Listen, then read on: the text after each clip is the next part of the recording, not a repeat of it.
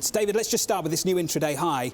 Of course, it's the headline that everyone will run away with. Great fun. But the performance year to date, it's up around 4%. It hasn't been terrific, has it? Which way do you look at this market right now? Yes, and if you look at two-year performance, it hasn't been that terrific. If you look at the FTSE, which is hitting a nominal high, part of that is because the pound is weaker. So what I'm worried about is simply the nominal growth in the world. There's just not enough dollars to go around to reach all these corporate earnings estimates. Global dollar GDP is just $74 trillion now. That's the same as it was or lower than it was in 2012. So how do you get lots more corporate earnings, which people are expecting, when you don't have more dollars in the world?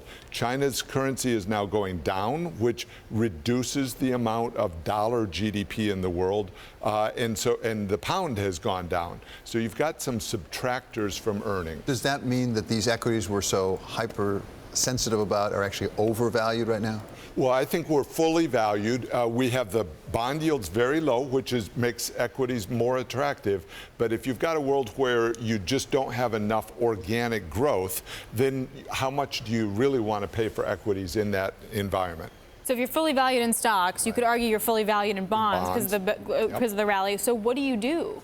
Well, you know, you can be in cash, and so as you look back over the last 2 years, the equities haven't done very much in mass. Bonds have had a good run. So do you really want to play that for another 2 years? I think there's limits to how slow you can really have the world growing, which is what we're testing. The IMF keeps lowering their numbers.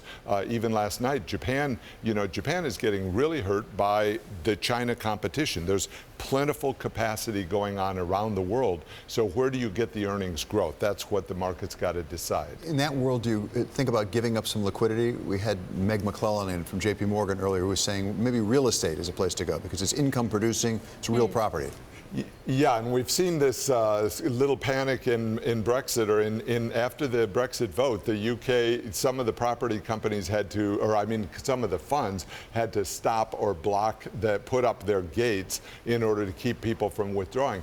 But remember, we had that in the high yield market a year ago. Summer of 2015, people were very worried about high yield, and then the liquidity reappeared. So my thought is that our big risk isn't so much the liquidity or the financial system or the debt. Debt can get restructured in the current environment because yields are so low. There's lots of money looking for yield. So for me, the bigger problem is just the corporate earnings and the overcapacity. Aberdeen, one of the funds that shuttered, we've learned in the last couple of minutes that Aberdeen is to extend the suspension of the UK property fund by 2 days. And the strategy within the fund from Aberdeen Asset Management, they want to rebuild the liquidity position. And Jerry Ferguson, the head of the UK property pooled funds, is saying in an emailed statement right now that a limited number of properties are being marketed, and the firm will, quote, seek the highest prices achievable for our investors. I mean, from the fund's perspective, that's going to be terribly difficult, isn't it? I'm not sure of that. If you look at with the pound weaker, what's the pound price of real estate in London? Sure, there's going to be some weakness due to people's concern that jobs are moving away from UK into the continent. But I'm not sure in the end we're going to see that many jobs move. UK has a lot of advantages. They can set up freer trade or agreements with the U.S., with Canada, and they're a giant customer for Europe. So I think property will end up being okay in London. Now, here's the problem. In both New York and London, it's been at these record levels. So how much per square foot do you really want to pay? That's going to be tested as they sell.